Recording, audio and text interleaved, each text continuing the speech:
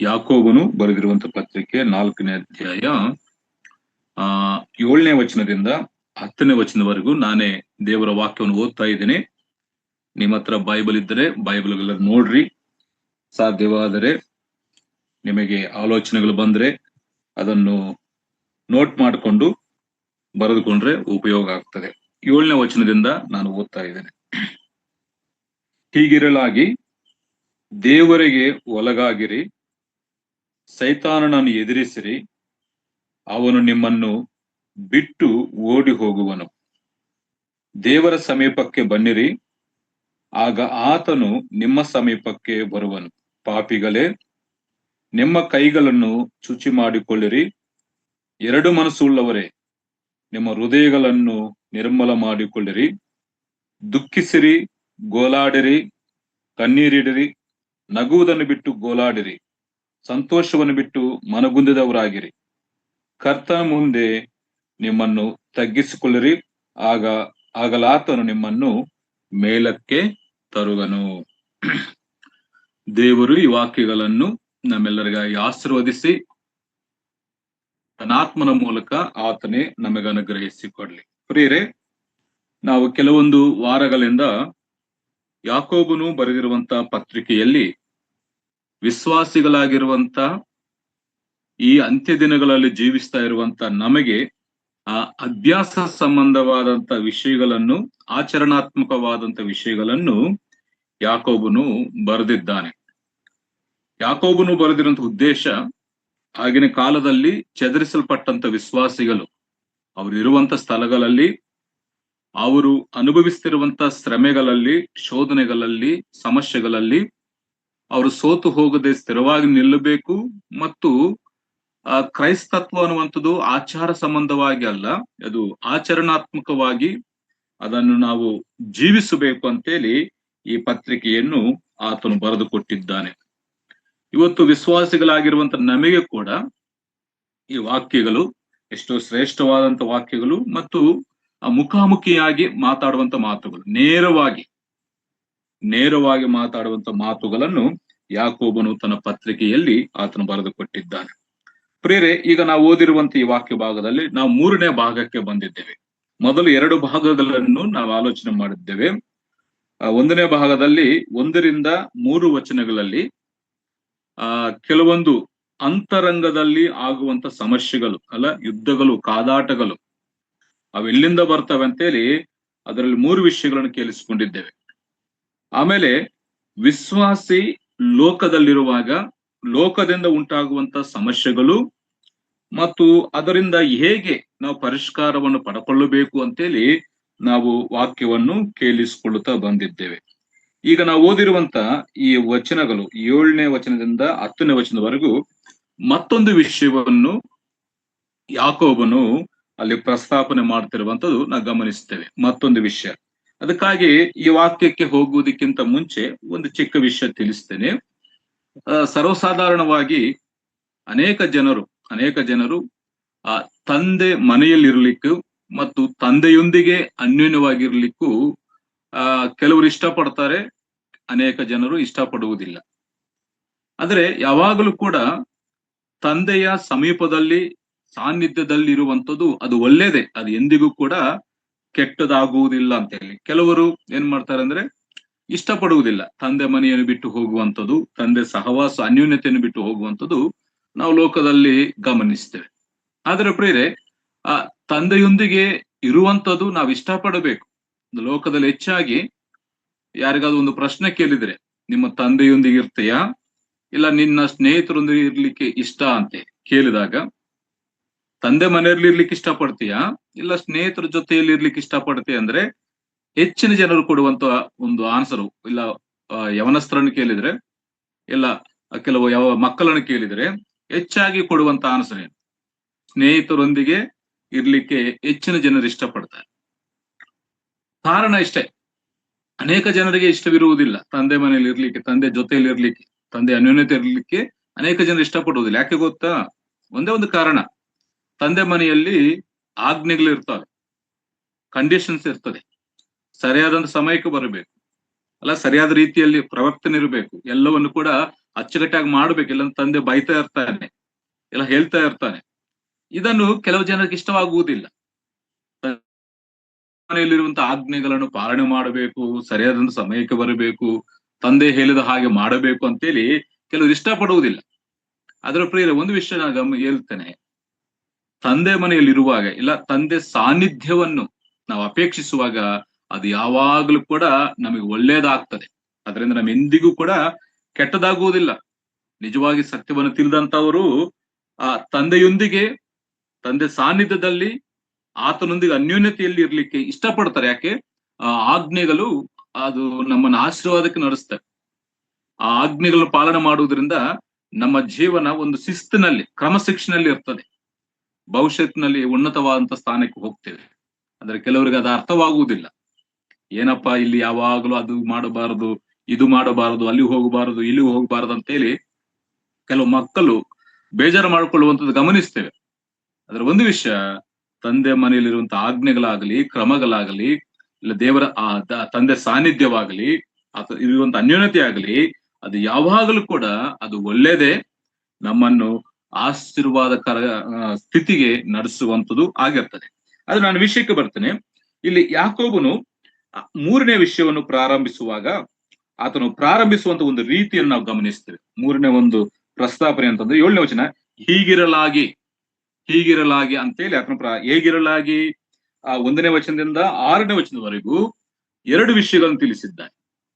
2 ವಿಷಯ. ಒಂದು, ವಿಶ್ವಾಸಿ ತನ್ನ ಮುಖಾಂತರ ಬರುವಂತ ಸಮಸ್ಯೆಗಳನ್ನು ಎದುರಿಸಬೇಕು ಮತ್ತು ಲೋಕದ ಮುಖಾಂತರ ಬರುವಂತ ಸಮಸ್ಯೆಗಳನ್ನು ಎದುರಿಸಬೇಕು. ವಿಶ್ವಾಸಿ ತನ್ನಲ್ಲಿ ಸಮಸ್ಯೆಗಳಿದಾವೆ ಮತ್ತು ಲೋಕದಲ್ಲಿ ಕೂಡ ವಿಶ್ವಾಸ ಸಮಸ್ಯೆಗಳಿದಾವೆ. ಹೀಗಿರಲಾಗಿ ಅಂದ್ರೆ ವಿಶ್ವಾಸಿ ನಿನ್ನಲ್ಲಿ ಸಮಸ್ಯೆ ಉಂಟು ಮತ್ತು ಲೋಕದಲ್ಲಿ ಕೂಡ ನಿಮ್ಗೆ ಸಮಸ್ಯೆ ಉಂಟು ಅಂತೇಳಿ ಒಂದು ವಿಷಯ ತಿಳಿಸಿದ್ದಾನೆ.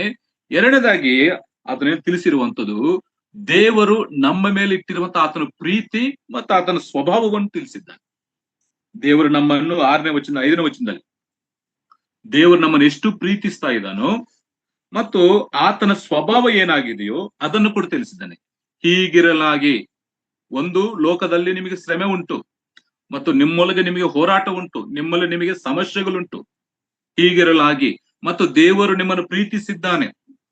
ದೇವರ ಸ್ವಭಾವವನ್ನು ತಿಳಿಸಿ, ಹೀಗಿರಲಾಗಿ ದೇವರಿಗೆ ಒಳಗಾಗಿರಿ, ದೇವರಿಗೆ ಒಳಗಾಗಿರಿ ಮತ್ತು ಸೈತಾನನನ್ನು ಎದುರಿಸಿರಿ, ಆತನು ನಿಮ್ಮನ್ನು ಬಿಟ್ಟು ಓಡಿ ಹೋಗುವನು.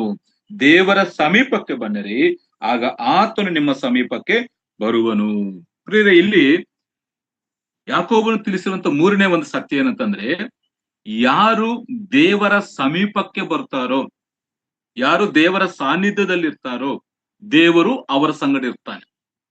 ದೇವರ ಸಮೀಪಕ್ಕೆ ಬರುವಾಗ, ದೇವರ ಸಾನ್ನಿಧ್ಯಕ್ಕೆ ಬರುವಾಗ, ಒಂದು, ನನ್ನಲ್ಲಿ ಉಂಟಾಗುವಂತ ಸಮಸ್ಯೆಗಳನ್ನು, ಶೋಧನೆಗಳನ್ನು ನಾನು ಜಯಿಸ್ಕೊಳ್ಳಿಕ್ಕೆ ಸಾಧ್ಯ. ಯಾಕಂದ್ರೆ ದೇವರು ನನ್ನನ್ನು ಪ್ರೀತಿಸಿದ್ದಾನೆ, ನನಗೆ ಆತನ ಸ್ವಭಾವವು ಗೊತ್ತು. ಅದಕ್ಕಾಗಿ ನಾನು ಆತನ ಸಮೀಪಕ್ಕೆ ಬರುವಾಗ ನನಗೆ ಸಮಾಧಾನ ಸಿಗ್ತದೆ, ನನ್ನ ಸಮಸ್ಯೆಗಳಿಗೆ ಪರಿಷ್ಕಾರ ಸಿಗ್ತದೆ. ಅದಕ್ಕಾಗಿ ಯಾಕೋಬನಲ್ಲಿ ತಿಳಿಸುವಂಥದ್ದು, ಒಬ್ಬ ವಿಶ್ವಾಸಿ ದೇವರ ಸಮೀಪಕ್ಕೆ ಬರಬೇಕು. ತಾನು ಅನುಭವಿಸಿರುವಂತ ಸಮಸ್ಯೆಗಳಲ್ಲಿ ಸೋತು ಹೋಗದೆ ಸ್ಥಿರವಾಗಿ ಅವನು ನಿಲ್ಲಬೇಕಾದರೆ ಎಲ್ಲಿ ಬರಬೇಕು? ದೇವರ ಸಮೀಪಕ್ಕೆ ಬರಬೇಕು. ದೇವರಿಗೆ ಯಾರು ದೂರವಾಗ್ತಾರೋ ಅವರಲ್ಲಿ ಅಂತರಂಗದ ಯುದ್ಧಗಳು, ಕಾದಾಟಗಳು, ಲೋಕದ ಸಮಸ್ಯೆಗಳು, ಪಾಪದ ಆಶೆಗಳು, ಇಚ್ಛೆಗಳು ಅಧಿಕವಾಗ್ತವೆ. ಅದಕ್ಕಾಗಿ 3ನೇ ಒಂದು ಪ್ರಸ್ತಾಪನೆ ಯಾಕೋ ತಿಳಿಸುವಂಥದ್ದು, ದೇವರ ಸಮೀಪಕ್ಕೆ ಬನ್ನಿರಿ. ನಿಮ್ಮಲ್ಲಿ ಇರುವಂತ ಅಂತರಂಗ ಯುದ್ಧಗಳನ್ನು ಜಯಿಸಬೇಕಾದರೆ, ಲೋಕದಲ್ಲಿ ಉಂಟಾಗುವಂತಹ ಸಮಸ್ಯೆಗಳು ಜಯಿಸಬೇಕಾದರೆ, ಲೋಕದಲ್ಲಿ ಸೈತಾನನಿದ್ದಾನೆ, ಅವನನ್ನು ಜಯಿಸಬೇಕಾದರೆ ಎಲ್ಲಿಗೆ ಬರಬೇಕು? ದೇವರ ಸಮೀಪಕ್ಕೆ ಬರಬೇಕು, ದೇವರ ಸಾನ್ನಿಧ್ಯಕ್ಕೆ ಬರಬೇಕು. ದೇವರ ಅನ್ಯೋನ್ಯತೆಗೆ ಬರುವಾಗ ಆತನ ಎಲ್ಲಿ ಬರ್ತಾನೆ? ನಮ್ಮೊಂದಿಗೆ ಇರ್ತಾನೆ ಅಂತೇಳಿ ಇಲ್ಲಿ ಯಾಕೋಬನು ದೇವರ ಸಮೀಪದಲ್ಲಿರುವಾಗ ಉಂಟಾಗುವಂತ ಆಶೀರ್ವಾದಗಳು ಆತನು ತಿಳಿಸಿದ್ದಾನೆ. ಹೀಗಿರಲಾಗಿ, ಲೋಕದಲ್ಲಿ ನೀವಿದ್ದೀರಿ, ನಿಮ್ಮೊಳಗೆ ಸಮಸ್ಯೆಗಳಿದಾವೆ, ನಿಮ್ಮಲ್ಲಿ ಕಾದಾಟಗಳಿದಾವೆ, ಯುದ್ಧಗಳಿದಾವೆ ಅಲ್ಲ, ನಿಮ್ಮ ಭೋಗೇಚ್ಛೆಗಳಿಂದ ನೀವು ಬೇಡದ ಏನು ಸಿಗ್ತಾ ಇಲ್ಲ. ಅಂತ ಆ ವಿಷಯಗಳನ್ನು ತಿಳಿಸುತ್ತಾ ಮೂರನೇ ಭಾಗದಲ್ಲಿ ನೀವು ದೇವರ ಸಮೀಪಕ್ಕೆ ಬಂದ್ರೆ ಈ ಎಲ್ಲ ಸಮಸ್ಯೆಗಳಿಗೆ ಪರಿಷ್ಕಾರ ಸಿಗ್ತದೆ. 1ರಿಂದ 6 ವಚನಗಳಲ್ಲಿ ಏನೇನು ಸಮಸ್ಯೆಗಳು ವಿಶ್ವಾಸಿಗಳು ಅನುಭವಿಸ್ತಾ ಇದ್ದಾರೋ, 1ರಿಂದ 6 ವಚನಗಳಲ್ಲಿ ವಿಶ್ವಾಸಿಗಳು ಯಾವ ಯಾವ ವಿಷಯಗಳಲ್ಲಿ ಸೋತು ಹೋಗ್ತಾ ಇದ್ದಾರೋ ಅವೆಲ್ಲವನ್ನು ಜಯಿಸಬೇಕಾದ್ರೆ ಹೀಗಿರಲಾಗಿ ನೀವು ದೇವರ ಸಮೀಪಕ್ಕೆ ಬನ್ನಿರಿ, ದೇವರಿಗೆ ಒಳಗಾಗಿರಿ. ದೇವರ ಸಮೀಪಕ್ಕೆ ಬರುವಾಗ ಆತನು ನಿಮ್ಮ ಸಮೀಪಕ್ಕೆ ಬರ್ತಾನೆ ಅಂತೇಳಿ ಈ ವಾಕ್ಯ ಭಾಗದಲ್ಲಿ ಅದನ್ನ ನಾನು ಹೀಗೆ ಹೇಳ್ತೇನೆ, ದೇವರ ಸಮೀಪದಲ್ಲಿ ನಾವಿರುವಾಗ ಏನೇ ಸಮಸ್ಯೆಗಳು ಬಂದರು, ಯಾವುದೇ ಶೋಧನೆ ಬಂದರು ನಾವು ಜಯಿಸ್ಲಿಕ್ಕೆ ಸಾಧ್ಯ. ಇದು ಯಾಕೋಬನ ಉದ್ದೇಶ. ಯಾಕೋಬನು ಬರೀಲಿಕ್ಕೆ ಮೇನ್ ಉದ್ದೇಶ ಏನಂತಂದ್ರೆ, ಶ್ರಮೆಗಳಲ್ಲಿ ಚದರಿಸಲ್ಪಟ್ಟು ಶೋಧನೆಗಳಲ್ಲಿ ಅವರು ನಿರಾಶರಾಗಿ ಇರುವಂತ ವಿಶ್ವಾಸಿಗಳಿಗೆ ಆತನ ಎಚ್ಚರಿಸಿ ಬರೆಯುವಂತಂದ್ರೆ, ನೀವು ದೇವರ ಸಮೀಪಕ್ಕೆ ಬನ್ನಿರಿ, ದೇವರ ಅನ್ಯೋನ್ಯತೆಗೆ ಬನ್ನಿರಿ, ದೇವರ ಸಾನ್ನಿಧ್ಯಕ್ಕೆ ನೀವು ಬರುವಾಗ ನೀವೆಲ್ಲ ವಿಷಯಗಳನ್ನು ನೀವು ಜಯಿಸ್ಲಿಕ್ಕೆ ಸಾಧ್ಯ ಅಂತೇಳಿ ಆತನ ಹೇಳಿದ್ರು. ದೇವರ ಹತ್ರ ನೀವು ಬರುವಾಗ ಆತನ ನಿಮ್ಮ ಹತ್ರ ಬರ್ತಾರೆ. ಅಲ್ಲಿ ಹೇಳ್ತಾನಲ್ಲ, ದೇವರ ಸಮೀಪಕ್ಕೆ ಬನ್ನಿರಿ, ಆಗ ಆತನು ನಿಮ್ಮ ಸಮೀಪಕ್ಕೆ. ಎಲ್ಲ ಸಮಸ್ಯೆಗಳಿಗೆ ಪರಿಷ್ಕಾರ ಒಂದೇ ಪ್ರಿಯರೇ. ಇಲ್ಲಿ ಯಾಕೋಬನು ತಿಳಿಸ್ತಾನೆ, ನೀವು ದೇವರ ಸಮೀಪಕ್ಕೆ ಬರಬೇಕು, ಇಲ್ಲ ದೇವರ ಅನ್ಯೋನ್ಯತೆಗೆ ಬರಬೇಕು. ಬರುವಾಗ ಆತನು ನಿಮ್ಮ ಜೊತೆಯಲ್ಲಿ ಇರ್ತಾನೆ ಅಂತೇಳಿ. ಅದಕ್ಕಾಗಿ ಪ್ರಿಯರೇ, ಇಲ್ಲಿ ದೇವರ ಸಮೀಪವನ್ನು ಬಿಟ್ಟು ಹೋದಾಗ ಅನೇಕ ಸಮಸ್ಯೆಗಳಾಗ್ತವೆ. ದೇವರ ಸಾನ್ನಿಧ್ಯವನ್ನು ಬಿಟ್ಟು ಹೋದಾಗ ಅನೇಕ ಕಷ್ಟಗಳನ್ನು ಅನುಭವಿಸಬೇಕು. ದೇವರ ಅನ್ಯೋನ್ಯತೆಯನ್ನು ಬಿಟ್ಟು ಹೋದಾಗ ಭಯಂಕರವಂತ ಹಿಂಸೆಗಳಲ್ಲಿ, ಕಷ್ಟ ಅವಮಾನಗಳಲ್ಲಿ ಹೋಗ್ಬೇಕು. ಒಂದು ಎಕ್ಸಾಂಪಲ್ ಒಂದು ಉದಾಹರಣೆ ನೆನಪು ಮಾಡ್ತೇನೆ. ವಾಕ್ಯದಲ್ಲಿ ನಡೆದಂತ ಘಟನೆ ಲೂಕನ ಬರೆದ ಸುವಾರ್ತೆ 15ನೇ ಅಧ್ಯಾಯದಲ್ಲಿ ನಾವು ಓದ್ತೀವಿ. 13ನೇ ವಚನದಿಂದ 16ನೇ ವಚನ ಓದಬೇಕಾದ್ರೆ, ತಂದೆ ಮನೆಯಲ್ಲಿ ಇರ್ಲಿಕ್ಕೆ ಇಷ್ಟ ಪಡದೆ ಹೊರಗೆ ಹೋದಂತ ಒಬ್ಬ ಮಗನ ಬಗ್ಗೆ ಓದ್ತೇವೆ. ತಪ್ಪಿ ಹೋದಂತ ಮಗನು, ಪೋಲಿ ಹೋದಂತ ಮಗ. ಅವನು ತಂದೆ ಮನೆಯಲ್ಲಿ ಇರ್ಲಿಕ್ಕೆ ಆತನಿಗೆ ಇಷ್ಟವಿಲ್ಲ, ಆದ್ರೆ ಅವನು ದೂರ ಹೋಗ್ಬೇಕು, ದೂರವಾಗಿ ಹೋಗಿ ಸಂತೋಷವಾಗಿ ಜೀವಿಸಬೇಕು, ಆಡಂಬರವಾಗಿ ಜೀವಿಸಬೇಕಂತೇಳಿ ಆತನ ಆಸೆ ಪಟ್ಟು ಹೋಗ್ತಾನೆ. ದೇವರ ಸಾನ್ನಿಧ್ಯವನ್ನು ಬಿಟ್ಟು ಹೋಗ್ತಾನೆ, ತಂದೆ ಮನೆಯನ್ನು ಬಿಟ್ಟು ಹೋಗ್ತಾನೆ, ಆಸ್ತಿಯನ್ನೆಲ್ಲ ಒಟ್ಟುಗೂಡಿಸ್ಕೊಂಡು ದೂರ ದೇಶಕ್ಕೆ ಹೋಗ್ತಾನೆ. ಆದ್ರೆ ಏನಾಯ್ತು ಅವನ ಗತಿ? 15ನೇ ಅಧ್ಯಾಯ 13ನೇ ವಚನ ಓದ್ತೀನಿ ನೋಡಿ. 13ನೇ ವಚನ, ಸ್ವಲ್ಪ ದಿವಸದ ಮೇಲೆ ಆ ಕಿರಿಮಗನು ಎಲ್ಲ ಕೂಡಿಸಿಕೊಂಡು ದೂರ ದೇಶಕ್ಕೆ ಹೊರಟು ಹೋಗಿ ಅಲ್ಲಿ ಪಟಿಂಗನಾಗಿ ಬದುಕಿ ತನ್ನ ಆಸ್ತಿಯನ್ನೆಲ್ಲ ಸೂರೆ ಮಾಡಿಬಿಟ್ಟನು. ಹೀಗೆ ಅವನು ಎಲ್ಲ ಹಾಳು ಮಾಡಿಕೊಂಡ ಮೇಲೆ ಆ ದೇಶದಲ್ಲೆಲ್ಲ ಘೋರವಾದ ಬರ ಬಂದು ಏನು ಗತಿ ಇಲ್ಲದವನಾದನು. ನೋಡಿದ್ರ, ಹೋಗ್ಬೇಕಾದ ತಂದೆ ಮನೆಯಲ್ಲಿ ಎಲ್ಲವನ್ನು ಕೂಡಿಸ್ಕೊಂಡು ದೂರ ದೇಶಕ್ಕೆ ಹೋಗ್ತಾನೆ, ತಂದೆಯ ಸಾನ್ನಿಧ್ಯವನ್ನು ಬಿಟ್ಟು ಹೋಗ್ತಾನೆ. ಅಲ್ಲಿ ಹೋಗಿ ಇಷ್ಟ ಬಂದ ಹಾಗೆ ಜೀವಿಸಿ, ಪಟಿಂಗನಾಗಿ ಜೀವಿಸಿ ತನಗಿದ್ದ ಎಲ್ಲವನ್ನು ಕಳೆದುಕೊಂಡು ಗತಿ ಇಲ್ಲದವನಾಗ್ತಾನೆ. ಎಷ್ಟು ಗತಿ ಅಂದ್ರೆ, ಒಂದೊತ್ತು ಊಟ ಸಿಗುವುದಿಲ್ಲ. ಕಡೆಗೆ ಅವನು ಆ ಹಂದಿಗಳು ತಿನ್ನುವಂತ ಕಾಯಿ ಪಲ್ಯಗಳನ್ನು ತಿನ್ಲಿಕ್ಕೆ ಇಷ್ಟಪಡ್ತಾನೆ, ಆಸೆ ಪಡ್ತಾನೆ, ಆದ್ರೆ ಅದು ಕೂಡ ಸಿಗಲ್ಲ. ನಾನು ಹೇಳಿಕ್ಕೆ ಇಷ್ಟಪಟ್ಟಿದ್ದು, ತಂದೆಯ ಅನ್ಯೋನ್ಯತೆಯನ್ನು ಬಿಟ್ಟು, ಇಲ್ಲ ಸಾನ್ನಿಧ್ಯವನ್ನು ಬಿಟ್ಟು ದೂರ ಹೋಗುವಾಗ ಸಮಸ್ಯೆ ಬರುತ್ತೆ ಹೊರತು, ಕಷ್ಟವೇ ಬರ್ತದೆ ಹೊರತು ಸುಖ, ಸಂತೋಷ, ಸಮಾಧಾನ ಸಿಗುವುದೇ ಇಲ್ಲ. ಅಲ್ಲಿ 2 ಮಕ್ಕಳಿದ್ದಾರೆ. ಒಬ್ಬನು ತಂದೆಯನ್ನು ಬಿಟ್ಟು ದೂರ ದೇಶಕ್ಕೆ ಹೋಗ್ತಾನೆ, ಇನ್ನೊಬ್ಬನು ತಂದೆ ಮನೆಯಲ್ಲೇ ಇರ್ತಾನೆ. ಆದ್ರೆ ಅಲ್ಲಿ ನಾವು ಗಮನಿಸುವಂಥದ್ದು, ಬಿಟ್ಟು ಹೋದವನ ಸ್ಥಿತಿ ಏನಾಗಿದೆ? ಏನು ಗತಿ ಇಲ್ಲದವನಾಗಿ, ಕಡೆಗೆ ಹಂದಿಗಳು ತಿನ್ನುವಂತಹ ಕಾಯಿ ಪಲ್ಯಗಳನ್ನಾದ್ರೂ ತಿಂದು ಹಸಿವೆಯನ್ನು ತೀರಿಸಿಕೊಳ್ಳಬೇಕು ಆಶೆ ಪಟ್ಟರು ಕೂಡ ಅದು ಸಿಗಲಿಲ್ಲ. ಅದ್ರ ತಂದೆ ಮನೆಯಲ್ಲಿ ಇದ್ದಿದ್ರೆ, ತಂದೆಯ ಅನ್ಯೋನ್ಯತೆಯಲ್ಲಿ ಇದ್ದಿದ್ರೆ ಅವನು ಸಮೃದ್ಧಿಯಾದಂತಹ ಆಹಾರ ಸಿಗ್ತಿತ್ತು. ಅದಕ್ಕಾಗಿ ಗಮನಿಸುವಂತ ಒಂದು ವಿಷಯ ಏನಂತಂದ್ರೆ, ತಂದೆ ಮನೆಯಲ್ಲಿ ಎಷ್ಟೇ ಆಜ್ಞೆಗಳಿದ್ದರು, ಎಷ್ಟೇ ಕ್ರಮಶಿಕ್ಷಣ ಇದ್ದರು, ಅದು ನಮ್ಮ ಹಿತಕ್ಕಾಗಿ, ನಮ್ಮ ಒಳ್ಳೆಯದಕ್ಕಾಗಿ. ಅದಕ್ಕಾಗಿ ಆತನ ಸಮೀಪದಲ್ಲಿ ನಾವಿರಬೇಕು, ಆತನ ಸಾನ್ನಿಧ್ಯದಲ್ಲಿ ನಾವಿರಬೇಕು. ಆಗ ನಮಗೆ ಸಂತೋಷ ಸಿಗ್ತದೆ. ಮತ್ತಿನ್ನೊಂದು, ಆ ರೂತುಲ ಪುಸ್ತಕ 1ನೇ ಅಧ್ಯಾಯ 1ರಿಂದ 5 ವಚನ ಓದಬೇಕಾದ್ರೆ, ಎಲಿಮೆಲೆಕನ ಕುಟುಂಬ, ನವೋಮಿ ಆ ನ್ಯಾಯಸ್ಥಾಪನ ಕಾಲದಲ್ಲಿ ಬರಗಾಲ ಬಂದದ್ದರಿಂದ ಅವ್ರೇನ್ ಮಾಡ್ತಾರೆ, ಮೋವಾಬ್ ದೇಶಕ್ಕೆ ಹೋಗ್ತಾರೆ. ಅಲ್ಲಿ ಬರ ಬಂದಿದೆ ಅಂತೇಳಿ ದೇವರ ಸಾನ್ನಿಧ್ಯವೂ ಇಲ್ಲದೆ ಇರುವಂತ ವಿಗ್ರಹಾರಾಧನೆಗೆ ಸಮಾನವಾಗಿರುವಂತ ಮೋವಾಬ್ ದೇಶಕ್ಕೆ ಹೋಗ್ತಾರೆ. ಅಲ್ಲಿ ಏನಾಯ್ತು? ಎಲಿಮೆಲೆಕನ್ ಸತ್ತು ಹೋಗ್ತಾನೆ, ಮಹಲೋನು ಕಿಲ್ಯೋನು ಸತ್ತು ಹೋಗ್ತಾರೆ. ಎಲ್ಲ ತೆಗೆದುಕೊಂಡು ಎಲ್ಲವನ್ನು ಬರದು ಮಾಡಿಕೊಂಡು ತಿರುಗಿ ಬರಬೇಕಾದ್ರೆ ಏನು ಗತಿ ಇಲ್ಲದವಳಾಗಿ ಅಲ್ವಾ, ದೇವರ ಸಾನ್ನಿಧ್ಯವನ್ನು ಬಿಟ್ಟು ಹೋಗುವಾಗ ಇದ್ದಿದ್ದ ಸಮೃದ್ಧಿಯನ್ನು ಕಳೆದುಕೊಂಡು ಗತಿ ಇಲ್ಲದವಳಾಗಿ ಹಿಂತಿರುಗಿ ಬಂದಿರುವಂತಹ ವಾಕ್ಯದಲ್ಲಿ ಗಮನಿಸ್ತೇವೆ. ಅದಕ್ಕಾಗಿ ವಿಶ್ವಾಸಿಗಳಾಗಿರುವಂತ ನಮಗೆ ಕಷ್ಟ ಬಂದರು, ಸಮಸ್ಯೆ ಬಂದರು, ದೇವರ ಸಾನ್ನಿಧ್ಯವೇ ಆ ಸಾನ್ನಿಧ್ಯದಲ್ಲಿರಬೇಕು.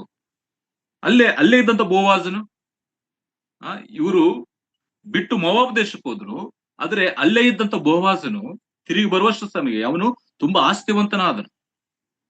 ಅವನ ಬೆಲೆ ತುಂಬಾ ದೊಡ್ಡದಾಗಿ ಬೆಲೆ ಇತ್ತು ಅಲ್ವಾ, ತುಂಬಾ ಐಶ್ವರ್ಯವಂತನಾದ. ಆ ಬೆತ್ಲೆಹೇಮ್ನಲ್ಲಿದ್ದಂತ ಬೋವಾಜನು ಆಶೀರ್ವದಿಸಲ್ಪಟ್ಟನು. ಬೆತ್ಲೆಹೇಮನ್ನು ಬಿಟ್ಟು ಮೋವಾಬ್ ದೇಶಕ್ಕೆ ಹೋದಂತ ನವೋಮ ಕುಟುಂಬ ಎಲ್ಲವನ್ನು ಕಳೆದುಕೊಂಡು ಬರಿ ಕೈಗಿಂದ ರಿಕ್ತಲಾಗಿ ಬಂದಿದ್ದ, ಗತಿ ಇಲ್ಲದವಳಾಗಿ ಬಂದಿದ್ದ. ನಾನು ಹೇಳಿಕ್ಕೆ ಇಷ್ಟಪಟ್ಟಿದ್ದು ಇಲ್ಲಿ ಯಾಕೋಬನು ಹೇಳುವಂಥದ್ದು ಕೂಡ ದೇವರ ಸಮೀಪದಲ್ಲಿ, ದೇವರ ಸಾನ್ನಿಧ್ಯದಲ್ಲಿ, ದೇವರ ಅನ್ಯೂನ್ಯತೆಯಲ್ಲಿ ನಾವು ಇರುವಾಗ ನಮಗೆ ಶ್ರೇಷ್ಠವಾದಂತ ಸಮಾಧಾನ ಮತ್ತು ಆಶೀರ್ವಾದಗಳು ಸಿಗ್ತವೆ, ಸಮೃದ್ಧಿ ಇರ್ತದೆ. ಪ್ರೇರೆ ಲೋಕದಲ್ಲಿ ಸಂಕಟ ಉಂಟು, ಲೋಕದಲ್ಲಿ ಶ್ರಮೆ ಉಂಟು, ಲೋಕದಲ್ಲಿ ಹಿಂಸೆ ಉಂಟು, ಅವಮಾನಗಳುಂಟು.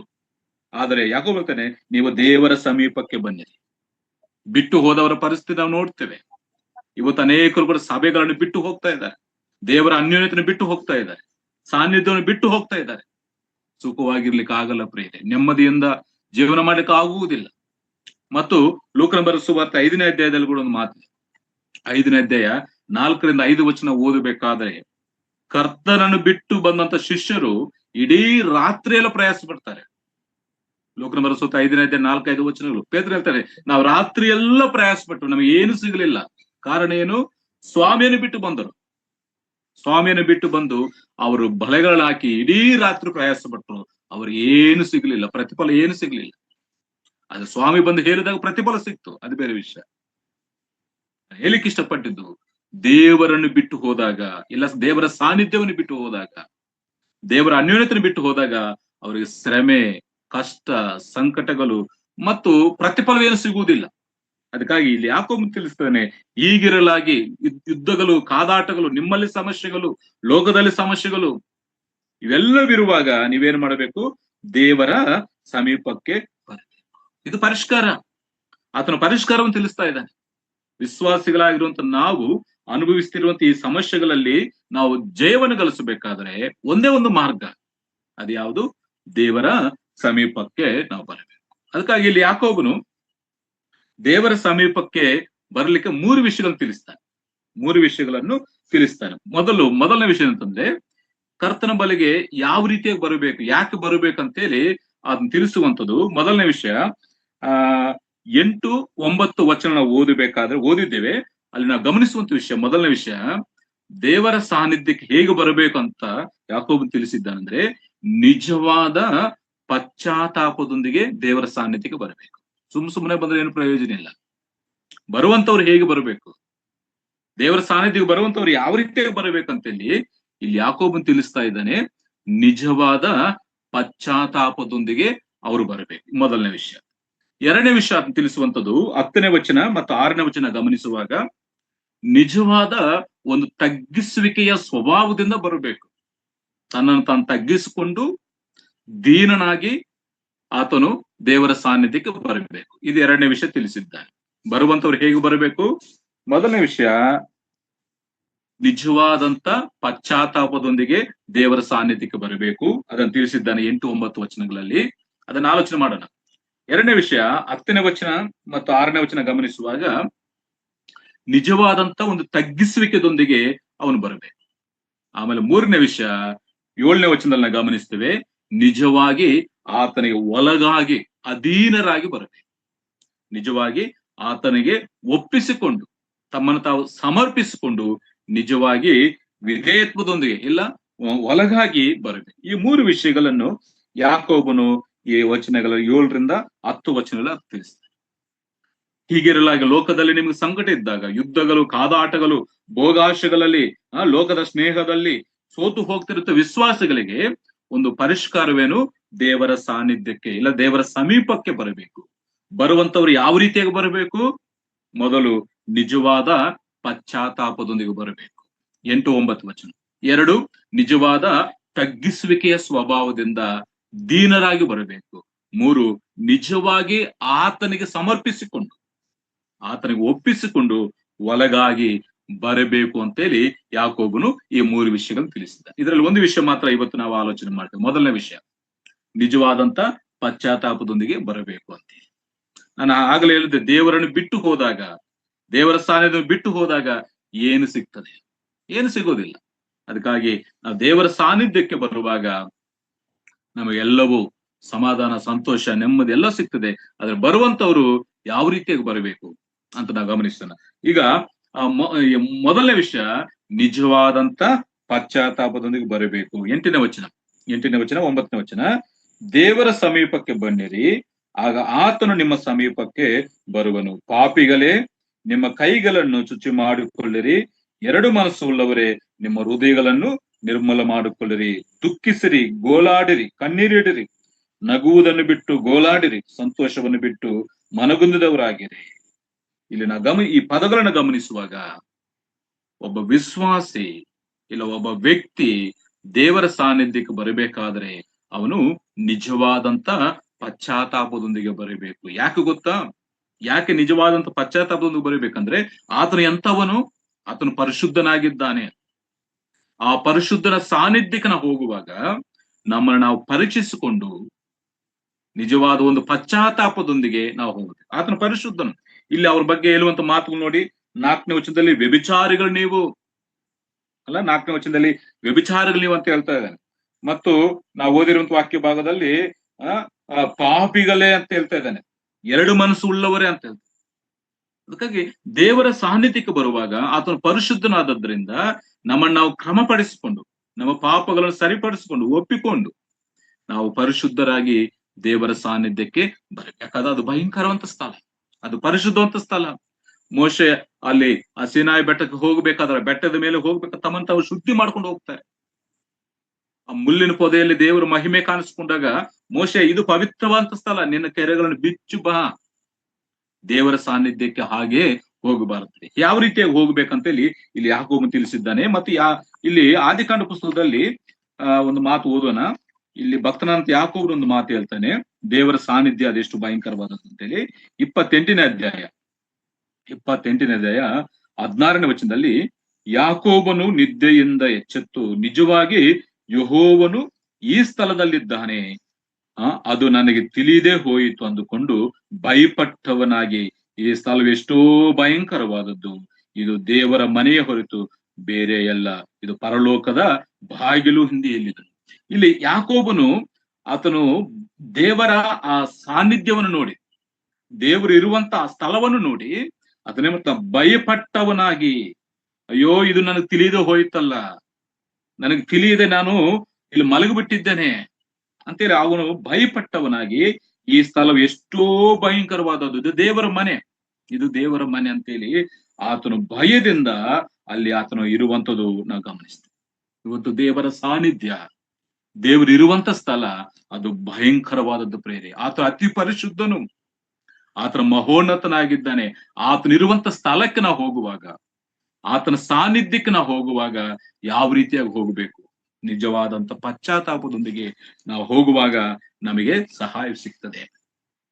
ಮತ್ತು 35ನೇ ಅಧ್ಯಾಯ, ಆದಿಕಾಂಡ ಪುಸ್ತಕ 35ನೇ ಅಧ್ಯಾಯ, ಅಲ್ಲಿ ಕೂಡ ಒಂದು ಮಾತು ಹೇಳ್ತಾನೆ. 3ನೇ ವಚನ, 2ನೇ ವಚನ, ಆಗ ಯಾಕೋಬನು ತನ್ನ ಮನೆಯವರಿಗೂ ತನ್ನ ಸಂಗಡ ಇದ್ದವರೆಲ್ಲರಿಗೂ, ನಿಮ್ಮಲ್ಲಿರುವ ಅನ್ಯ ದೇವರುಗಳನ್ನು ತಳ್ಳಿಬಿಟ್ಟು ನಿಮ್ಮನ್ನು ಶುದ್ಧೀಕರಿಸಿಕೊಂಡು ಮಡಿ ವಸ್ತ್ರಗಳನ್ನು ಹಾಕಿಕೊಳ್ಳಿರಿ, ನಾವು ಬೇತೇಲಿಗೆ ಹೊರಟು ಹೋಗೋಣ. ಇಲ್ಲಿ ದೇವರ ಪ್ರತ್ಯಕ್ಷವಾಗಿ ಹೇಳ್ತಾನೆ, ನೀವು ಬೇತೇಲಿಗೆ ಹೋಗುವಂತೆ. ಆ ಮಾತನ್ನು ಕೇಳಿಸ್ಕೊಂಡು ಯಾಕೋಬನು ತನ್ನ ಮನೆಯವರಿಗೂ ತನ್ನ ಸಂಗಡ ಇದ್ದವರೆಲ್ಲರಿಗೂ ಹೇಳ್ತಾ ಇದ್ದಾನೆ, ನಾವು ಬೇತೇಲಿಗೆ ಹೋಗಬೇಕು, ದೇವರ ಸಾನ್ನಿಧ್ಯಕ್ಕೆ, ದೇವರ ಸಮೀಪಕ್ಕೆ ನಾವು ಹೋಗಬೇಕು. ಅದಕ್ಕಾಗಿ ನಿಮ್ಮಲ್ಲಿರುವ ಅನ್ಯ ದೇವರುಗಳನ್ನು ತಳ್ಳಿಬಿಟ್ಟು ನಿಮ್ಮನ್ನು ನೀವು ಶುದ್ಧೀಕರಿಸಿಕೊಂಡು ಮಡಿ ವಸ್ತ್ರಗಳನ್ನ ಹಾಕಿಕೊಳ್ಳ್ರಿ, ನಾವು ಬೇತೇಲಿಗೆ ಹೋಗೋಣ. ದೇವರ ಸಾನ್ನಿಧ್ಯಕ್ಕೆ ಸುಮ್ಮನೆ ಹೋಗ್ಬಾರ್ದು, ಹೆಂಗ್ ಬೇಕಾದ್ರೆ ಹಂಗೆ ಹೋಗ್ಬಾರ್ದು. ನಮ್ಮನ್ನು ನಾವು ಸಿದ್ಧಪಡಿಸ್ಕೊಳ್ಬೇಕು, ಶುದ್ಧೀಕರಿಸಿಕೊಳ್ಬೇಕು. ಅದು ಪರಿಶುದ್ಧವಂತ ಸ್ಥಳ, ಅದು ದೇವರು ವಾಸ ಮಾಡುವಂತ ಸ್ಥಳ. ಆ ಸ್ಥಳಕ್ಕೆ ಹೋಗುವಂತ ನಾವು ಬಹು ಜಾಗ್ರತೆಯಿಂದ ಯಾಕೋಬನ ಹಾಗೆ ಭಯಪಟ್ಟವರಾಗಿ ಶುದ್ಧೀಕರಿಸಿಕೊಂಡು ನಾವು ಪರಿಶುದ್ಧರಾಗಿ ಹೋಗಬೇಕು. ಯಾಕೆ? ಆತನು ಪರಿಶುದ್ಧನು. ಆತನು ಪರಿಶುದ್ಧನಾದದ್ರಿಂದ ನಾವು ಕೂಡ ಎಲ್ಲಾ ವಿಷಯಗಳಲ್ಲಿ ನಮ್ಮನ್ನು ನಾವು ಶುದ್ಧೀಕರಿಸಿಕೊಂಡು ನಿಜವಾದ ಪಶ್ಚಾತ್ತಾಪದೊಂದಿಗೆ ಆತನ ಸಾನ್ನಿಧ್ಯಕ್ಕೆ ನಾವು ಹೋಗುವಂತವ್ರು ಆಗಿರ್ಬೇಕು. ಅದಕ್ಕಾಗಿ ಇಲ್ಲಿ ಯಾಕೋಬನು ಅವರು ವ್ಯಭಿಚಾರಿಗಳಾಗಿದ್ದಾರೆ, ಅಂದ್ರೆ ಲೋಕದ ಸ್ನೇಹದಲ್ಲಿದ್ದಾರೆ ಅವರು, ಮತ್ತು ಪಾಪಿಗಳಾಗಿದ್ದಾರೆ, ಮತ್ತು ದ್ವಿಮನಸ್ಸು ಎರಡು ಮನಸ್ಸುಳ್ಳವರಾಗಿದ್ದಾರೆ. ಅದಕ್ಕಾಗಿ ನಿಮ್ಮನ್ನು ನೀವು ಕ್ರಮಪಡಿಸಿಕೊಂಡು, ನಿಮ್ಮನ್ನು ನೀವು ಸರಿಪಡಿಸಿಕೊಂಡು ನೀವು ದೇವರ ಸಾನ್ನಿಧ್ಯಕ್ಕೆ ಬರಬೇಕು. ಪ್ರಸಂಗ 5ನೇ ಅಧ್ಯಾಯ 1-2 ವಚನ ಓದ್ತಿವೆ. ದೇವಾಲಯಕ್ಕೆ ಹೋಗ್ಬೇಕಾದ್ರೆ ನಿಮ್ಮನ್ನು ನೀವು ಸರಿಪಡಿಸ್ಕೊಳ್ರಿ, ಬಹು ಜಾಗ್ರತೆಯಿಂದ ಹೋಗ್ರಿ. ದೇವರ ಸ್ಥಳದಲ್ಲಿದ್ದಾನೆ, ಹೆಂಗ್ ಬೇಕಾದ್ರೆ ಹಂಗೆ ಹೋಗುವುದರಿಂದ ಪ್ರಯೋಜನವೇನಾಗುವುದು? ದೇವರ ಸಹಾಯ, ದೇವರ ಪ್ರಸನ್ನತೆ, ದೇವರ ಅನ್ಯೂನತೆ ಅನುಭವಿಸ್ಲಿಕ್ಕೆ ಆಗುವುದಿಲ್ಲ ಪ್ರೇರೆ. ಅದಕ್ಕಾಗಿ ದೇವರ ಸಾನ್ನಿಧ್ಯಕ್ಕೆ ಹೋಗುವಂತ ನಮ್ಮನ್ನು ನಾವು ಶುದ್ಧೀಕರಿಸಿಕೊಳ್ಬೇಕು. ಇಲ್ಲಿ ಯಾಕೋಬ್ರು ಹೇಳ್ತಾ ಇದ್ದಾನೆ, ವ್ಯಭಿಚಾರಿಗಳಾದಂತ ನೀವು, ಅಂದ್ರೆ ಲೋಕದ ಸ್ನೇಹ ಮಾಡ್ತಿರುವಂತ, ಲೋಕದ ಮಾಲಿನ್ಯದಲ್ಲಿ ಮುಳುಗಿ ಹೋಗಿರುವಂತ ನೀವು ಶುದ್ಧಿ ಮಾಡಿಕೊಳ್ರಿ. ಪಾಪಿಗಳಂತ ನೀವು ನಿಮ್ಮ ಕೈಗಳನ್ನು ಶುಚಿ ಮಾಡಿಕೊಳ್ಳಿ. ಎರಡು ಮನಸ್ಸುಳ್ಳವರೇ ನಿಮ್ಮ ಹೃದಯಗಳನ್ನು ನಿರ್ಮಲ ಮಾಡಿಕೊಳ್ಳ್ರಿ, ಆಗ ಪಶ್ಚಾತ್ತಾಪ ಸಿಗ್ತದೆ. ಅದಕ್ಕಾಗಿ ಕೆಳಗಡೆ ಹೇಳ್ತಾನಲ್ಲ, ದುಃಖಿಸಿರಿ, ಗೋಲಾಡಿರಿ, ಕಣ್ಣೀರಿಡಿರಿ, ನಗುವುದನ್ನು ಬಿಟ್ಟು ಗೋಲಾಡಿರಿ, ಸಂತೋಷವನ್ನು ಬಿಟ್ಟು ಮನಗುಂದಿದವರಾಗಿ. ಯಾವುದಕ್ಕಾಗಿ? ನಿಮ್ಮ ಹೃದಯದ ಆಂತರ್ಯದಂತ ಪಾಪದ ಸ್ವಭಾವದ ವಿಷಯದಲ್ಲಿ, ಆ ಕಠಿಣವಾದಂತಹ ಸ್ವಭಾವದ ವಿಷಯದಲ್ಲಿ ನೀವು ಪಶ್ಚಾತ್ತಾಪದೊಂದಿಗೆ ದೇವರ ಸಾನ್ನಿಧ್ಯಕ್ಕೆ ಬರಿ. ಅದಕ್ಕಾಗಿ ಇಲ್ಲಿ ಯಾಕೋಬನು ಮೊದಲು ನಿಮ್ಮ ಮನಸ್ಸಿನಲ್ಲಿ ಮಾರ್ಪಾಟಾಗಬೇಕು. ನಿಮ್ಮ ಮನಸ್ಸಿನಲ್ಲಿ ಯಾಕಂದ್ರೆ ಅವರು ಎರಡು ಮನಸ್ಸು ಉಳ್ಳವರಾಗಿದ್ದಾರೆ. ದ್ವಿಮನಸ್ಸು ಉಳ್ಳವರೇ ಅಲ್ಲ, ಎರಡು ಮನಸ್ಸು ಉಳ್ಳವರೇ. ಮೊದಲು ಮನಸ್ಸಿನಲ್ಲಿ ಮನಸ್ಸು ಬದಲಾವಣೆ ಆಗಬೇಕು. ಮಾರು ಮನಸ್ಸು ಆಗದೆ, ಮನಸ್ಸು ಬದಲಾವಣೆ ಆಗದೆ ನಾವೇನೇ ಮಾಡಿದ್ರು ಪ್ರಯೋಜನವಿಲ್ಲ. ಅದಕ್ಕಾಗಿ ಆ ಮನಸ್ಸಿನಲ್ಲಿ ಬದಲಾವಣೆ ಆಗ್ಬೇಕು. ಮನಸ್ಸು ಅದು ಮಾರು ಮನಸ್ಸಾಗಿ, ಅದು ಮಾರು ಮನಸ್ಸನ್ನು ಹೊಂದಬೇಕು. ಇಲ್ಲ, ಹೃದಯವು ಪರಿಶುದ್ಧವಾಗಿರಬೇಕು.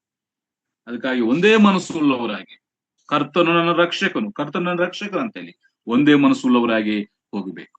ಮಾರು ಮನಸ್ಸುಳ್ಳವರಾಗಿ, ಇಲ್ಲಂದ್ರೆ ಆ ಮನಸ್ಸನ್ನು ಬದಲಾಯಿಸಿಕೊಂಡು ನೂತನ ಸ್ವಭಾವ ಇಲ್ಲ ನೂತನ ಮನಸ್ಸನ್ನು ಧರಿಸಿಕೊಂಡು ನಾವು ಮುಂದೆ ಹೋಗಬೇಕು. ಎರಡು ಮನಸ್ಸು ಉಳ್ಳವರಾಗಿ ಹೋಗುವುದರಿಂದ ಏನು ಸಿಗುವುದಿಲ್ಲ. ಇವತ್ತು ಅನೇಕ ಜನರಲ್ಲಿ ಎರಡು ಮನಸ್ಸಿದೆ. ಈ ಎರಡು ಮನಸ್ಸು ಇರುವಾಗ ದೇವರಿಂದ ನಮಗೇನು ಸಿಗುವುದಿಲ್ಲ. ಮೊದಲನೇ ಅರಸರ ಗ್ರಂಥ 18ನೇ ಅಧ್ಯಾಯ 21ನೇ ವಚನ ಓದ್ತಿವೆ. ಅಲ್ಲಿ ಏಲಿಯನು ಅವ್ರಿಗೆ ಹೇಳ್ತಾರೆ, ನೀವು ಇನ್ನೆಷ್ಟರವರೆಗೆ ಎರಡು ಮನಸ್ಸು ಉಳ್ಳವರಾಗಿರ್ತೀರಿ? ಯೆಹೋವನ ದೇವರಾಗಿದ್ರೆ ಯೆಹೋವನನ್ನು ಸೇವಿಸ್ರಿ, ಬಾಲನ ದೇವರು ಬಾಲನ ಸೇವಿಸ್ರಿ ಅಂತ ಹೇಳಿ ಅಲ್ಲಿ ಏಲಿಯನು ಒಂದು ಸವಾಲಾಗ್ತದೆ. ನೀವು ಇನ್ನೆಷ್ಟು ಎರಡು ಮನಸ್ಸುಳ್ಳವರಾಗಿರ್ತೀರಿ, ಒಂದೇ ಮನಸ್ಸುಳ್ಳವರಾಗಿರಿ. ನಿಮ್ಮ ಮನಸ್ಸನ್ನು ಬದಲಾಯಿಸ್ಕೊಳ್ರಿ, ಯೆಹೋವನನ್ನೇ ಸೇವಿಸಿರಂತೆ. ಇಲ್ಲಿದಂತೆ ವಿಶ್ವಾಸಗಳು ಕೂಡ ಎರಡು ಮನಸ್ಸುಳ್ಳವರೇ ನಿಮ್ಮ ಹೃದಯಗಳನ್ನು ನಿರ್ಮಲ ಮಾಡಿಕೊಳ್ಳ್ರಿ, ನಿಮ್ಮ ಮನಸ್ಸನ್ನು ಬದಲಾಯಿಸ್ಕೊಳ್ರಿ ಅಂತ ಹೇಳಿ ಯಾಕೋಬನು ತಿಳಿಸ್ತಾನೆ. ದೇವರ ಆಲಯಕ್ಕೆ ಹೋಗುವಂತವ್ರು ಇಲ್ಲ ದೇವರ ಸಮೀಪಕ್ಕೆ ಬರುವಂತವ್ರು ಒಂದೇ ಮನಸ್ಸು ಉಳ್ಳವರಾಗಿ ಹೃದಯಗಳನ್ನು ಬದಲಾಯಿಸಿಕೊಂಡು ಇಲ್ಲ ಹೃದಯಗಳನ್ನು ಶುದ್ಧಿ ಮಾಡಿಕೊಂಡು ಅವರು ಬರ್ಬೇಕು. ಮನಸ್ಸನ್ನು ಬದಲಾಯಿಸಿಕೊಂಡು ಬರುವಾಗ ದೇವರ ಸಹಾಯ ಸಿಕ್ತು. ಮತ್ತೆ ಅವರ ಕಾರ್ಯಗಳಲ್ಲಿ ಕೂಡ ಪರಿಶುದ್ಧರಾಗಿ, ಹೃದಯದಲ್ಲಿ ಪರಿಶುದ್ಧತೆ ಇರಬೇಕು, ಮನಸ್ಸಿನಲ್ಲಿ ಪರಿಶುದ್ಧತೆ, ಒಂದೇ ಮನಸ್ಸು ಉಳ್ಳವರಾಗಿ ಬರಬೇಕು, ನೂತನ ಮನಸ್ಸು ಉಳ್ಳವರಾಗಿ ಬರಬೇಕು. ಎರಡನೇದಾಗಿ ಅವರ ಕಾರ್ಯಗಳಲ್ಲಿ ಕೂಡ 8ನೇ ವಚನದಲ್ಲಿ ದೇವರ ಸಮೀಪಕ್ಕೆ ಬನ್ನಿರಿ, ಆಗ ಆತ ನಿಮ್ಮ ಸಮೀಪಕ್ಕೆ ಬರುವನು ಪಾಪಿಗಳೇ. ನಿಮ್ಮ ಕೈಗಳನ್ನು ಶುಚಿ, ಅಂದ್ರೆ ಅವ್ರ ಕಾರ್ಯಗಳು ಅಷ್ಟು ಪವಿತ್ರವಾಗಿರಲಿಲ್ಲ. ಕೈಗಳಂದ್ರೆ ಮಾಡುವಂತ ಕಾರ್ಯಗಳು. ನಿಮ್ಮ ಕಾರ್ಯಗಳಲ್ಲಿ ನೀವು ಶುದ್ಧರಾಗಿರಿ, ಮಾಡುವಂತ ಕಾರ್ಯಗಳು ಪರಿಶುದ್ಧವಂತ ಕಾರ್ಯಗಳಾಗಿರ್ಲಿ. ಕೆಟ್ಟದಂತ ಎಲ್ಲಾ ಕಾರ್ಯಗಳು ಮಾಡಿ ದೇವರ ಸಾನ್ನಿಧ್ಯಕ್ಕೆ ಬರುವುದರಿಂದ ಏನು ಪ್ರಯೋಜನ ಸಿಗುವುದಿಲ್ಲ. ಸಮಸ್ಯೆಗಳು ಅಧಿಕವಾಗ್ತವೆ ಹೊರತು ಪರಿಷ್ಕಾರ ಸಿಗುವುದು. ಅದಕ್ಕಾಗಿ ಮೊದಲು ನಿಮ್ಮ ಮನಸ್ಸಿನಲ್ಲಿ ಬದಲಾವಣೆ ಆಗಬೇಕು, ನಿಮ್ಮ ಹೃದಯಗಳು ಶುದ್ಧೀಕರಿಸಿಕೊಳ್ಬೇಕು. ಒಂದು. ಎರಡು, ನೀವು ಮಾಡುವಂತ ಕಾರ್ಯಗಳಲ್ಲಿ ಕೂಡ ನೀವು ಪರಿಶುದ್ಧರಾಗಿ ಜೀವಿಸಬೇಕು. ಮೂರನೇದಾಗಿ, ನಿಮ್ಮ ಅಂತರಂಗದಲ್ಲಿಂತ ಪಾಪದ ಸ್ವಭಾವ ಇದೆಯಲ್ಲ, ಈ ಶಾರೀರಿಕವಂತ ಸ್ವಭಾವದ ವಿಷಯದಲ್ಲಿ ನೀವೇನ್ ಮಾಡಬೇಕು? ನೀವು ದುಃಖಿಸಬೇಕು. ಇವತ್ತು ನಾವು ರಕ್ಷಣೆ ಹೊಂದಿದ್ದೇವೆ, ದೇವರ ಸ್ತೋತ್ರ.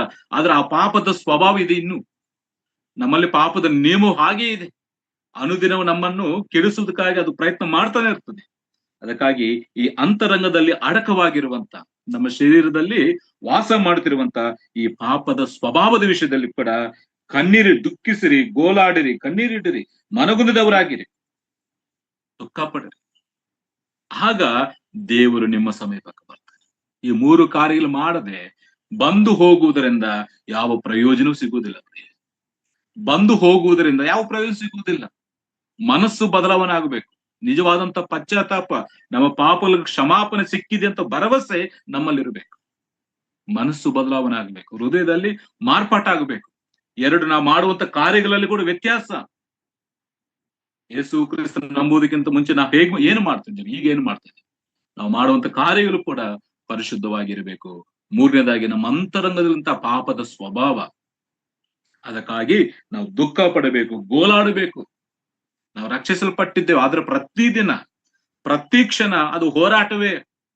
ಪೌಲ್ 7ನೇ ರೋಮನ ಪತ್ರಿಕೆ 7ನೇ ಅಧ್ಯಾಯದಲ್ಲಿ ನಾವು ಓದ್ತಾ ಬಂದ್ರೆ, ನಮ್ಮ ಶರೀರದಲ್ಲಿ ಒಳ್ಳೇದು ಯಾವುದಿಲ್ಲ, ನನ್ನ ಶರೀರದಲ್ಲಿ ಒಳ್ಳೇದು ಯಾವುದಿಲ್ಲ, ಅದು ಒಂದು ಪಾಪದ ನಿಯಮ ಇದೆ, ನನ್ನನ್ನು ಪಾಪಕ್ಕೆ ಒಳಪಡಿಸಬೇಕಂತ ಪ್ರೇರೇಪಣೆ ಮಾಡ್ತಾ ಇರ್ತದೆ. ಅದಕ್ಕಾಗಿ ಅನುದಿನವೂ ನಾವೇನು ಮಾಡಬೇಕು, ಆ ಹೋರಾಟದಲ್ಲಿ ದೇವರ ಸಾನ್ನಿಧ್ಯಕ್ಕೆ ಬರಬೇಕು. ಅದಕ್ಕಾಗಿ ಪ್ರೇರೆ, ಈ ರೀತಿಯಾಗಿ ಬರುವಾಗ ದೇವರು ನಮಗೆ ಸಹಾಯ ಮಾಡ್ತಾನೆ. ಇವತ್ತು ಅನೇಕ ಜನರು ನಟನ ಮಾಡುವಂತ ಜೀವನ, ಮನಸ್ಸು ಇರುವುದಿಲ್ಲ, ಮನಸ್ಸು ಬದಲಾವಣೆ ಆಗುವುದಿಲ್ಲ, ಕಾರ್ಯಗಳಲ್ಲಿ ಶುದ್ಧತೆ ಇರುವುದಿಲ್ಲ, ಅಂತರಂಗದಂತಹ ಪಾಪದ ಬಗ್ಗೆ ಸ್ವಲ್ಪವೂ ಕೂಡ ಮನವರಿಕೆ ಇರುವುದಿಲ್ಲ. ವೇಷ ಹಾಕಿಕೊಂಡು ಬರ್ತಾರೆ, ನಟಿಸುತ್ತಾ ಬರ್ತಾರೆ. ಭಕ್ತಿ ವೇಷವನ್ನು, ಭಕ್ತಿಯ ಕಾರ್ಯಗಳನ್ನು ಮಾಡ್ತಾ ಬರುವಂತ ಎಷ್ಟೋ ಜನರಿದ್ದಾರೆ. ಯಾಕೋಬನೇ ಹೇಳುವಂತ ಮಾತು, ಈ ನಟನ ಜೀವನ ಬೇಡ, ಈ ವೇಷಧಾರಣೆ ಬೇಡ, ನೀವು ಯಥಾರ್ಥವಾಗಿ ದೇವರ ಸಾನ್ನಿಧ್ಯಕ್ಕೆ ಬನ್ನಿರಿ. ನೀವು ಯಥಾರ್ಥವಾಗಿ ದೇವರ ಸಾನ್ನಿಧ್ಯಕ್ಕೆ ಬರುವಾಗ ದೇವರು ನಿಮ್ಮ ಸಮೀಪಕ್ಕೆ ಬರ್ತಾನೆ.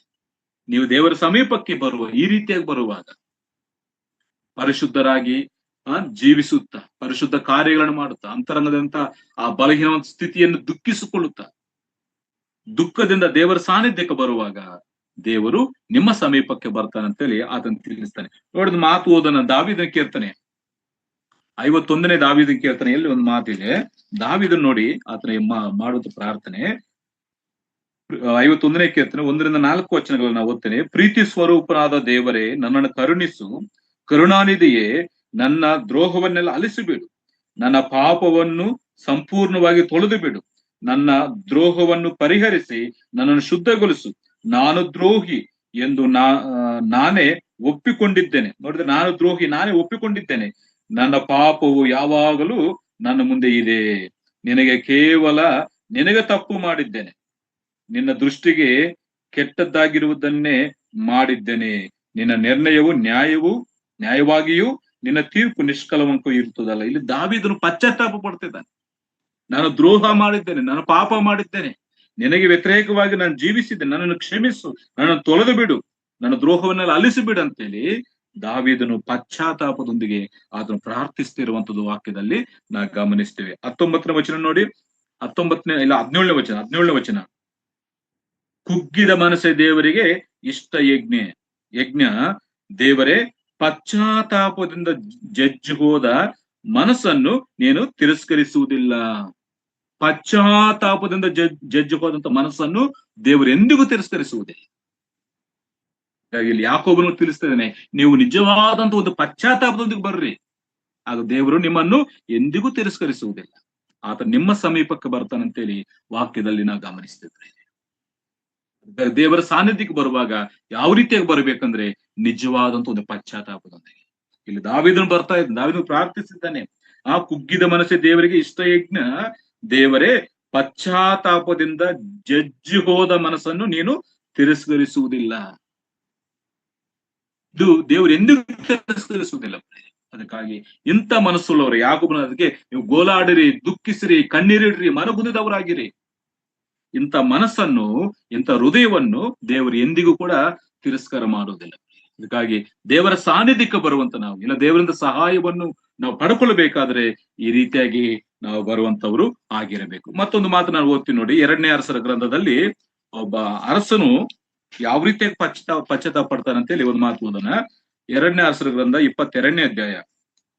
ದೇವರ ವಾಕ್ಯವನ್ನು ಕೇಳಿಸಿಕೊಂಡು ಆತನ ಪಟ್ಟಂತ ಪಶ್ಚಾತ್ತಾಪ ನೋಡಿ, ಅರಸನಂತ ಓಶೇನು 2ನೇ ಅರಸರ ಗ್ರಂಥ 22ನೇ ಅಧ್ಯಾಯ 11ನೇ ವಚನದಲ್ಲಿ, ಅರಸನು ಧರ್ಮೋಪದೇಶ ಗ್ರಂಥ ವಾಕ್ಯಗಳನ್ನು ಕೇಳಿದಾಗ ಬಟ್ಟೆಗಳನ್ನು ಅರೆದುಕೊಂಡು ಯಾಜಕನಾದ ಇಲಿಕೀಯನಿಗೂ, ಅಲ್ಲಿಗೆ ಅರ್ಥನ ಹೇಳ್ತಾನೆ, ಆ ದೇವರ ಧರ್ಮಶಾಸ್ತ್ರದ ವಾಕ್ಯಗಳನ್ನು ಕೇಳಿಸಿಕೊಂಡು ಬಟ್ಟೆಗಳನ್ನು ಅರೆದುಕೊಂಡು ಆತನು ದುಃಖ ಪಡ್ತಾನೆ.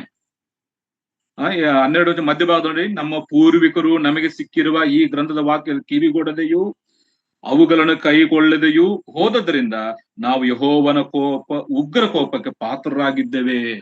ಯಾವಾಗ ಆ ಧರ್ಮಶಾಸ್ತ್ರದ ವಾಕ್ಯಗಳನ್ನು ಅರಸನಂತ ಓಶನು ಕೇಳಿಸಿಕೊಂಡಿದ್ದಾನೋ, ಅವನು ತನ್ನ ಬಟ್ಟೆಗಳನ್ನು ಅರೆದುಕೊಂಡು ಆ ನಿಜವಾದಂತ ಒಂದು ಪಶ್ಚಾತ್ತಾಪವನ್ನು ಆತನು ವ್ಯಕ್ತಪಡಿಸ್ತಾನೆ. ನಮ್ಮ ಪಿತೃಗಳು ಅದನ್ನು ಕೇಳಿಸಿಕೊಂಡಿಲ್ಲ, ಅದರ ಪ್ರಕಾರವಾಗಿ ನಡೆದಿಲ್ಲ, ಅದಕ್ಕೆ ದೇವರ ಕೋಪವನ್ನು ನಮ್ಮ ಮೇಲೆ ಬಂದಿದೆ ಅಂತೇಳಿ ಆತನು ಪಶ್ಚಾತ್ತಾಪ ಪಡ್ತಾನೆ. ಮತ್ತು ಕೂಡ ದೇವರು ಕೂಡ ಸಾಕ್ಷ್ಯ ಕೊಡ್ತಾನೆ ನೋಡಿ. 19ನೇ ವಚನದಲ್ಲಿ, 19ನೇ ವಚನ, ಅದೇ 22:19 ದೇವರು ಹೇಳುವಂತ ಮಾತು, ನಾನು ಈ ದೇಶವನ್ನು ನಿವಾಸಿಗಳನ್ನು ಶಾಪ ವಿಸ್ಮಯಗಳಿಗೆ ಗುರಿ ಮಾಡಿದನೆಂಬುದನ್ನು ನೀನು ಕೇಳಿದಾಗ ದುಃಖಪಟ್ಟು ನನ್ನ ಮುಂದೆ ತಗ್ಗಿಸಿಕೊಂಡಿದ್ದರಿಂದಲೂ ಬಟ್ಟೆಗಳನ್ನು ಅರೆದುಕೊಂಡು ಕಣ್ಣೀರು ಸುರಿಸಿದ್ದರಿಂದಲೂ ನಿನ್ನನ್ನು ಲಕ್ಷಿಸಿದ್ದೇನು.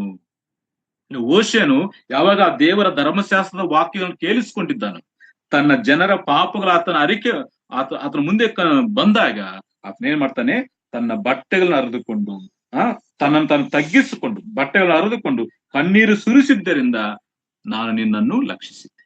ದೇವರು ಯಾರನ್ನು ಲಕ್ಷಿಸ್ತಾನೆ? ಯಾರಲ್ಲಿ ನಿಜವಾದಂತ ಪಶ್ಚಾತ್ತಾಪ ಇರ್ತದೋ, ಯಾರು ನಿಜವಾದಂತ ಪಶ್ಚಾತ್ತಾಪದೊಂದಿಗೆ ಆತನ ಸಾನ್ನಿಧ್ಯಕ್ಕೆ ಬರ್ತಾರೋ ಅವರನ್ನು ದೇವರು ನೋಡಿ, ಅವರ ಸಮೀಪದಲ್ಲಿ ದೇವರು ಇರ್ತಾರೆ. ಅದಕ್ಕಾಗಿ ದೇವರ ಆಲಯಕ್ಕೆ ಬರುವಾಗ ಆ ನಿಜವಾದಂತ ಪಶ್ಚಾತ್ತಾಪದೊಂದಿಗೆ ಇವತ್ತು ಜನರಿಗೆ ಎಷ್ಟೇ ವಾಕ್ಯಗಳು ಕೇಳಿದ್ರು ಕೂಡ ಆ ಪಶ್ಚಾತ್ತಾಪ ಅನ್ನುವಂಥದ್ದು, ಆ ನೋವು ಅನ್ನುವಂಥದ್ದು ಅರ್ಥವಾಗುತ್ತಿಲ್ಲ. ಅದಕ್ಕೆ ಸ್ಪಂದಿಸ್ತಾನೆ ಇಲ್ಲ. ಪ್ರಿಯದೇವ್ ಅರಸನಂತ ಓಶಿಯನು ಆ ಧರ್ಮಶಾಸ್ತ್ರದ ವಾಕ್ಯಗಳನ್ನು, ಧರ್ಮೋಪದೇಶ ಗ್ರಂಥದ ವಾಕ್ಯಗಳನ್ನು ಕೇಳಿಸಿಕೊಂಡು ತನ್ನ ಬಟ್ಟೆಗಳನ್ನು ಅರೆದುಕೊಂಡು ದುಃಖ ಪಟ್ಟಿದ್ದಾನೆ, ಪಶ್ಚಾತ್ತಾಪ ಪಟ್ಟಿದ್ದಾನೆ.